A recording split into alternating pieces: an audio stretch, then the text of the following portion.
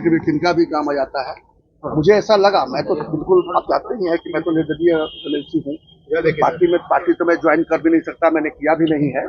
लेकिन जब एक इतना बड़ा समर चल रहा हो, जहाँ आपको याद होगा कि गांधारी से दिनकर की पंक्तियां हुई याद आपको, समर शेष है नहीं पाप का भागी केवल व्याग, जो तटस्थ में समय दिखेगा उनका भी अपराध। तो मैंने देखा ये जो महासमर चल रहा है, सीमा पर तो हमारे देश को मजबूत करने के लिए हमारे सिपाही सैनिक जो है वो जान गंवाते हैं, जान लेते हैं, लेकिन एक नागरिक के नाते और एक राजनेता के नाते जब ये इतना बड़ा समर चल रहा हो, देश के भविष्य का निर्धारण होने जा रहा हो, वहां पर अगर हम घर बैठ जाएं तो ये पाप होता। तो मैंने कहा कि मैं तटस्थ रहकर पापी नहीं बनूंगा, पाप का भागी नहीं बनूंगा, और इसीलिए मैंने बिना किसी शर्त के, ऐसा नहीं कि कोई बहुत मेरे पर दबाव पड़ा है, मुझे लगा कि सारण में मेरी उपयोगिता है और मैंने स्वयं संपर्क भी किया, और संपर्क करके मैंने कहा कि मैं सारण में मदद करने जा रहा हूँ, और मैं फिर आ गया। बिहार में कई सीटें भाजपा और एनडीए गठबंधन हार गई, आपको मुख्य कारण क्या लगता है?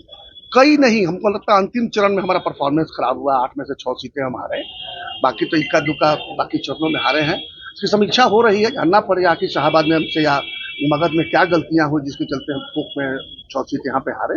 बाकी इक्का दुक्का तो होता ही है, हर चुनाव हर सीट आप जीत नहीं सकते, कोशिश तो होती है सारे सीट जीतने का, लेकिन हर सीट आप जीत नहीं सकते।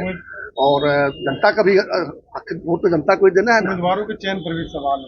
अब देखिए ये समीक्षा का विषय है, कुछ गलतियां तो हुई होंगी, कुछ अगर कुछ गलती हुई है तभी हार हुई है, लेकिन जो जीत हुआ है वो भी तो उम्मीदवारों के चयन के चलते ही जीत हुआ है। आखिर 75% स्ट्राइक रेट रहा है, हम 40 में से 30 सीट जीते हैं, तो उतना खराब परफॉर्मेंस भी नहीं रहा है, लेकिन हमारी अपेक्षा थी कि हम 40 की 40 जीतेंगे, तो वहाँ पर जरूर समीक्षा करेंगे। महाराजगंज में जब चुनाव हुआ उस वक्त आप सभी रैलियों में दिखे, मोदी जी के साथ भी दिखे, क्या लगा उस समय बीजेपी को आपको याद क्यों आ गई? जब एक वक्त में बीजेपी ने आपको हटाया भी पार्टी से, और उसके बाद चुनाव के वक्त ही याद किया? नहीं, बीजेपी ने मुझे पार्टी से नहीं हटाया था, बीजेपी ने मुझे टिकट नहीं दिया और मैंने तय किया कि मैं चुनाव लड़ूंगा।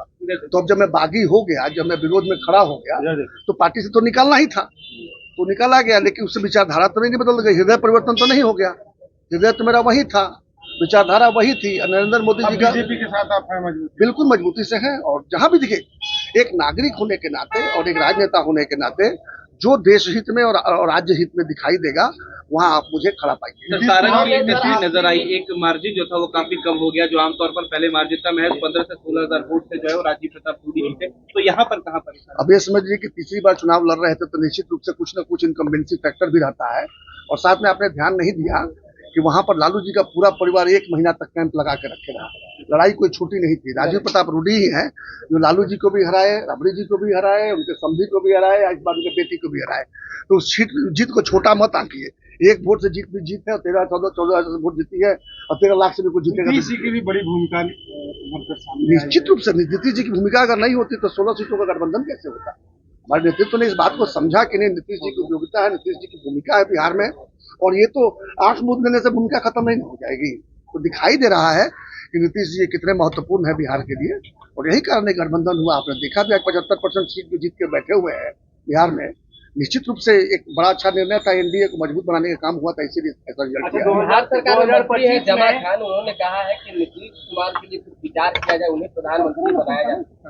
अब ये मेरे औकात के बाहर की चीजें, उस पर मैं कमेंट नहीं करूंगा। जमा खान बड़े मंत्री हैं, वो हो सकता है कि उनके औकात में आता होगा प्रधानमंत्री बनाना, मेरी औकात में तो नहीं है। जी 2025 में जेडीयू कह रही है कि 2025 में